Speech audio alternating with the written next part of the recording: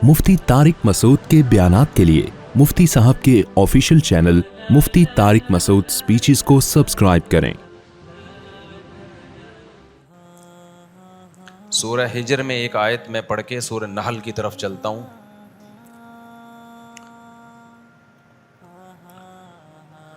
ला तमुद्दन्ना ऐनैका इला मा मत्तअना बिही अज़वाजम मिनहुम वला तहज़न अलैहिम वख़्फ़िज़ जनाहका लिलमुअ्मिनीन वलक़द आतैनाका सबअम मिनल मसानी वल क़ुरआनल अज़ीम। अल्लाह ताला कहते हैं कि ए मोहम्मद सल्लल्लाहु अलैहि वसल्लम, हमने आपको 7 आयतें दी और कुरान करीम दिया, यानी सूरह फातिहा और बाकी कुरान करीम दिया। ये इतनी बड़ी नेमत दी है कि अब आपकी नज़र इन दुनियादारों की तरफ ना जाए कि इनको अल्लाह ने कैसा माल व दौलत दिया, अब आपकी नज़र इनकी तरफ नहीं जानी चाहिए। इससे हमें ये पता चलता है कि दीन और इल्म दीन, यानी दीन पे चलने की तौफीक मिल जाना और दीन का इल्म आ जाना, ये इतनी बड़ी नेमत है कि आपकी तवज्जो इस नेमत के बाद दुनिया की ज़ेब ज़ीनत की तरफ जाके हसरत करना ये अब बनता नहीं है। देखो, अल्लाह मियाँ ने ये नहीं कहा कि दुनिया कमाना मना है। अल्लाह मियाँ ने ये कहा कि जब आपको इतनी बड़ी नेमत मिल गई तो अब किसी और के पैसे को देख के परेशान होना, दौलत को देख के हसरत होना, काश मेरे पास भी ये सब कुछ होता, तो ये जब हसरत करना बनता था जब आपके पास इससे छोटी नेमत होती। जब आपको इससे बड़ी नेमत मिली हुई है तो ये छोटे छोटे टुकड़ों पे मरना ये इंसान पे सूट बोलो नहीं करता। आपने सुना ना बीसे बेगैरत वाला जो क्लिप है, गरीबों को कि फलां इतना दौलतमंद, फलां इतना दौलतमंद, उसको देख देख के गरीबों को एहसास कमतरी। तो असल एहसास कमतरी उस शख्स से होनी चाहिए जिसको अल्लाह ने दीन दिया और दीन पर चलने की तौफीक दी। उसे देख के आप एहसास कमतरी में मुब्तला हो, क्योंकि ये दुनिया मुसाफिर खाना है। उसे देख के कोई भी एहसास कमतरी में मुब्तला नहीं होता। कोई ऐसी एप्लीकेशन भी नहीं है जो दीनदार बनने के तरीके बता रही हो। यूट्यूब पे देखो ना, जो ऐड चलते हैं, हर थोड़ी देर में कोई ऐड आ रहा होता है। एक आ रहा है, वो नाई के पास बैठा हुआ है, वो तो हर क्लिप में आ रहा होता है वो ऐड। वो कह रहा है भाई आप मुझे कुछ देर हो जाएगी, कह रहे हैं कोई बात नहीं, मैं इतनी देर में कुछ पैसे कमा लेता हूँ। वो है ना मशहूर, भाई आप लोग ने नहीं देखा क्या? मैं इस दिन में कि इतनी देर में कैसे पैसे कमाओगे? कह रहा अभी ये देखो ठक ठक ठक $10 आ गए मेरे पास। तो बहुत सारी ऐप हैं, ठीक है पैसे कमाएं, लेकिन कभी किसी दौलतमंद को देखकर रश करना, काश करना ना, ये आपके बेवकूफ़ होने की दलील है। अगर आप कहते हो ना किसी का अच्छा खूबसूरत बंगला देखा, काश यार मेरे पास ऐसा होता, इसका मतलब आपको एक अदद दुम लगाने की ज़रूरत है, क्योंकि आप में और हमाकत में, गधे में कोई फ़र्क नहीं है। फना होने वाली चीज़ों पे जो दिल लगाए वो गधा ही तो है, बल्कि ये काम तो गधा भी नहीं करता।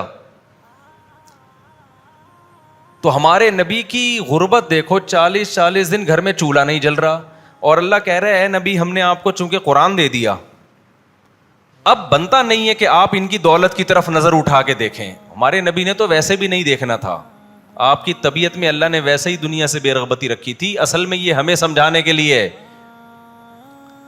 इसी बात को हदीस में एक दूसरे अंदाज से बयान किया गया है।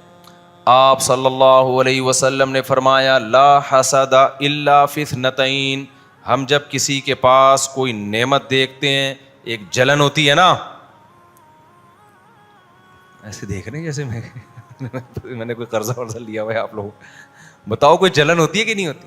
यार ये क्या है यार, मेरे पास कुछ भी नहीं और इसके पास, तोबा तोबा यार, तो बहुत बुरा हो गया यार, काश होता यार, बहरिया टाउन में प्लॉट होता, काश ये होता, काश यूं होता, काश मेरी किस्मत में होता, मैं खरीदता एक खोता, कभी तू सवार होता कभी मैं सवार होता, कुछ ना होता तो यही होता। खोता कहते हैं पंजाबी में गधे को। तो नबी ने फरमाया कि हसद से मुराद है यहाँ रश्क। रश्क और हसद में फ़र्क ये है कि हसद में इंसान चाहता है इससे ये नेमत छिन जाए, मेरे पास आए या ना आए, इसे क्यों मिली।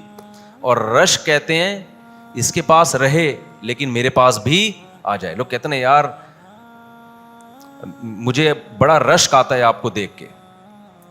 مجھے آپ کو دیکھ کے کیا آتا ہے؟ رشک آتا ہے. ایک ہوتا ہے فخر جس کو پراؤڈ کہتے ہیں عربی میں نا, وہ فخر الگ چیز ہے. ایک ہے رشک, یار مزے میں ہے یار, تو رشک آتا ہے یار تجھے. یہ بری چیز نہیں ہے رشک, کیونکہ جب کسی کو انسان نعمتوں میں دیتا ہے اس پہ رشک آتا ہے, تو کیا مطلب, دل چاہتا ہے کاش میرے پاس بھی ایسا ہوتا. اٹ از کالڈ رشک. تو اس حدیث میں رشک کو مبالغتاً حسد کہا گیا, یعنی اتنا بڑھا ہوا رشک گویا کہ دیکھنے میں حسد لگے.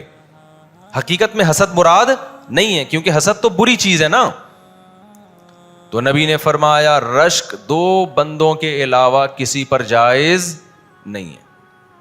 بے وقوفی ہے کسی اور پہ رشک کرنا. صرف دو قسم کے طبقے پہ رشک کیا جا سکتا ہے کہ کاش میں بھی ایسا ہوتا.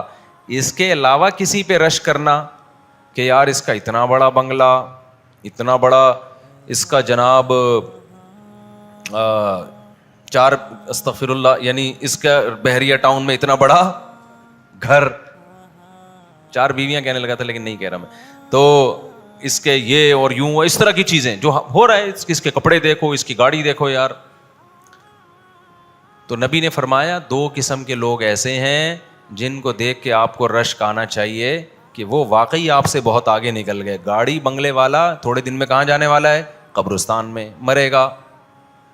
جو بلڈر ہے نا, جس نے گھر بنا کے بیچا, جس کا بزنس یہ ہے, آپ جس نے گھر خریدا اس پہ رش کر رہے ہو.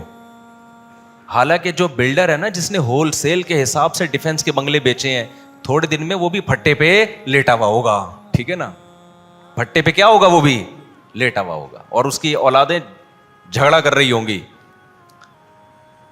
کہ یہ ہمارا ہے, یہ ہمارا ہے, اور یہ نہیں پتا ہوگا کل ہم نے بھی اسی پھٹے پہ لیٹنا ہے اور کل ہمارے بچے بھی وہی کر رہے ہوں گے جو ہم اب کر رہے ہیں. تھوڑے دن میں پھٹے پہ لیٹنے میں ٹائم نہیں لگتا. ایک پھٹا نا گھر میں لا کے رکھ لو اور لیٹا کرو روزانہ, اس پہ لیٹا کرو روزانہ, ایک پھٹا گھر میں لا کے رکھ لو. اچھا اللہ کی قدرت ہے, میں گدے پہ نہیں سوتا, پھٹے پہ ہی سوتا ہوں میں. مجھے گدوں پہ نیند ہی نہیں آتی. ہمارے گھر میں گدے ہیں لیکن میں سوتا پھٹے پہ ہی ہوں. تو میں نے اپنے آپ کو ابھی سے پھٹے کا عادی بنایا ہوا ہے, ٹھیک ہے, تاکہ جب سچی مچی کے پھٹے پہ لیٹیں تو کم از کم کوئی اجنبیت محسوس نہ ہو. یہ تو وہی ہے جس پہ ہم روزانہ سویا کرتے تھے. ڈر گئے آپ لوگ, مجھے لگ رہا ہے زیادہ ڈر گئے. خیر, ڈرو یا نہیں ڈرو, موت ایک ایسی حقیقت ہے جس سے کوئی بھاگ نہیں سمتا. ہنس کے گلے لگاؤ یا رو کے گلے لگاؤ, تم لگاؤ نہ لگاؤ, موت کراچی کے کھمبوں کی طرح ہے. کوئی قریب آتا ہے تو کھمبا بارش کے دنوں میں خود بڑھ کے گلے ملتا ہے اس سے. کھمبا کراچی کا خود پیچھے بھاگتا ہے کرنٹ لگانے کے لیے. تو اسی طرح میرے بھائی, اینما تکونوا یدرککم الموت, اللہ کہتے ہیں جہاں بھی جاؤ گے موت تمہارے پیچھے پیچھے خود آئے گی. وہ سلیمان علیہ السلام کا واقعہ ہے نا, پتہ نہیں صحیح ہے غلط ہے, لیکن بہرحال اس سے جو سبق ملتا ہے وہ سبق بالکل درست ہے. کہتے ہیں سلیمان علیہ السلام کے دربار میں ایک جو موت کا فرشتہ ہے نا, وہ انسانی شکل میں آیا اور ایک بندے کو گھور گھور کے دیکھنے لگا. وہ بندہ حیران, یہ مجھے اتنا گھور کے کیوں دیکھ رہا ہے. خیر مجلس ختم ہوئی تو سلیمان علیہ السلام سے اس بندے نے پوچھا یہ کون تھا. سلیمان علیہ السلام نے فرمایا موت کا فرشتہ تھا, تجھے گھور گھور کے دیکھ رہا تھا. ٹھیک ہے نا. اس بندے نے کہا بیٹا میرا ٹائم لگتا ہے, آ گیا. تو اس بندے نے کہا سلیمان علیہ السلام سے, ہوائیں آپ کے تابع, آپ مجھے یہاں سے اٹھا کے نا ہندوستان پہنچا دیں, ہند کی سرزمین دور پہنچا دیں تاکہ میں بچ جاؤں. انہوں نے پہنچا دیا, ہوا کو حکم دیا چل بھائی. کچھ وقت کے بعد اطلاع آئی کہ اس کا وہاں ہندوستان میں انا للہ ہو گیا. پھر موت کے فرشتے سے پوچھا کہ تو اس کو گھور کیوں رہا تھا. وہ کہتا ہے کہ میں نے, اللہ نبی نے مجھے کہا تھا فلاں بجے نا اس کی روح تو نے انڈیا سے ہندوستان سے قبض کرنی ہے. تو میں حیران تھا, وہ اس میں تو تھوڑا ہی ٹائم رہ گیا, یہ بندہ یہاں کیا کر رہا ہے. سمجھ رہے ہو, تھوڑا ہی ٹائم رہ گیا ہے, یہ تو تیز رفتار گھوڑے میں بھی جائے تو ہندوستان نہیں پہنچ سکتا, تو یہ یہاں کیا کر رہا ہے. اور اللہ بھی غلط نہیں کہہ سکتا. تو جب میں ہندوستان فلاں مقام پہ گیا تو بندہ وہیں بیٹھا ہوا تھا, تو میں حیران تھا. تو پھر سلیمان علیہ السلام نے بتایا ہوگا کہ میں نے ہوا کو حکم دیا اٹھا کے وہاں پہنچا. تو میرے بھائی بعض دفعہ انسان جو بچنے کی تدبیریں اختیار کرتا ہے وہی تدبیریں اس کی موت کا سبب بنتی ہیں. ڈاکٹر کے پاس گئے تھے کہ اس بیماری میں مر نہ جائیں, اس نے غلطی سے ایسا ٹیکا لگا دیا کہ اسی سے مر گئے. ہوتا ہے نا ایسے. تو موت سے بھاگ نہیں سکتے, تو موت سے دوستی کرنی پڑے گی. موت سے دوستی کا مطلب یہ نہیں کہ آپ کے دل سے موت کا خوف نکل جائے, وہ تو نیچرل ہے. موت کا خوف ہونا یہ ایک نیچرل چیز ہے. حدیث میں آتا ہے موسیٰ علیہ السلام کے پاس موت کا فرشتہ آیا. حضرت موسیٰ علیہ السلام نے پوچھا کس سلسلے میں آنا ہوا؟ اس نے کہا آپ کی روح قبض کرنے کے لیے. حضرت موسیٰ نے زوردار تھپڑ لگایا اس کی آنکھ نکل کے باہر گر گئی.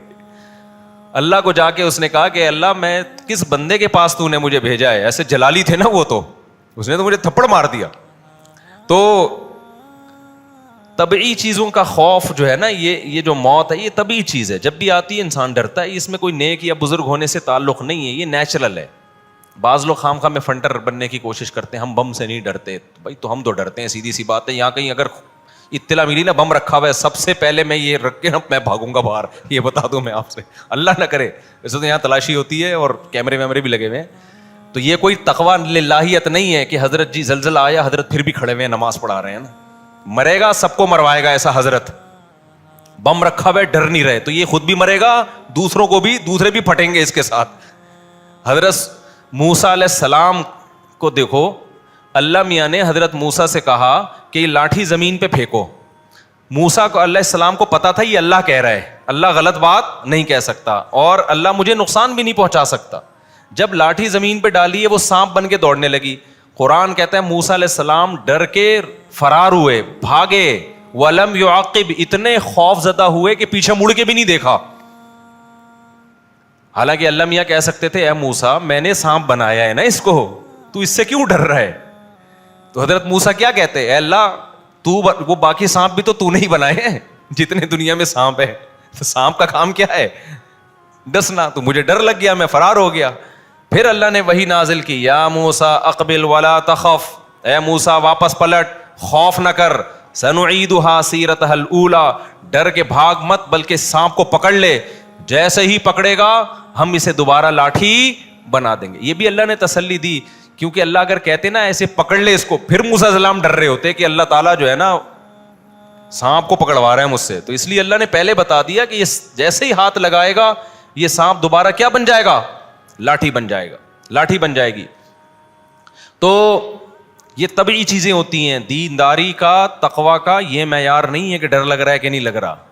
دینداری کا معیار یہ ہے کہ اللہ کا اتنا خوف پیدا ہو جائے کہ آپ سے کبیرہ گناہ چھوٹ جائے بس, اور اتنا خوف پیدا ہو جائے کہ فرائض و واجبات آپ سے پورے ہو جائیں. باقی ڈرنا, بہادر ہونا, اس کا انسان کی نیچر سے بھی بڑا گہرا تعلق ہے. جو دل کے مضبوط ہوتے ہیں بے دین ہو کے بھی بہادر ہوتے ہیں, جو دل کے کمزور ہوتے ہیں دیندار ہو کے بھی بزدل ہوتے ہیں. بعض دفعہ ایسے بزرگ گزرے ہیں, بڑے بڑے بزرگ تھے لیکن ان میں خوف تھا. کیوں؟ دل کیا تھا ان کا, کمزور تھا. یہ قدرتی طور پہ بعض لوگوں کا دل کمزور ہوتا ہے, اعصاب کمزور ہوتے ہیں, بچوں کو ڈر زیادہ لگتا ہے, بوڑھوں کو ڈر زیادہ لگتا ہے کہ کمزور ہو جاتے ہیں.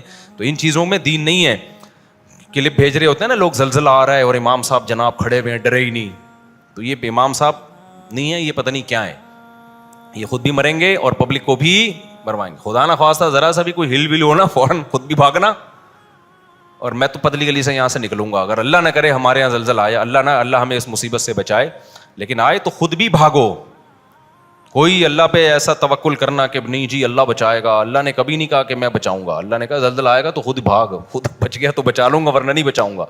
اور حدیث میں آتا ہے کہ جب نماز میں تمہیں سانپ نظر آئے, تو اب جو صوفی قسم کے لوگ ہیں نا, جاہل صوفی, وہ کیا کریں گے, نماز پڑھ رہا ہوں اللہ کے سامنے خشوع و خضوع سے, اگر سانپ نظر آ گیا, میں اللہ کی طرف توجہ ہے, میں اللہ کے لیے کھڑا ہوں, تو اللہ مجھے سانپ سے بچائے گا. اللہ میاں نے کوئی نہیں کہا کہ سانپ سے بچاؤں گا میں.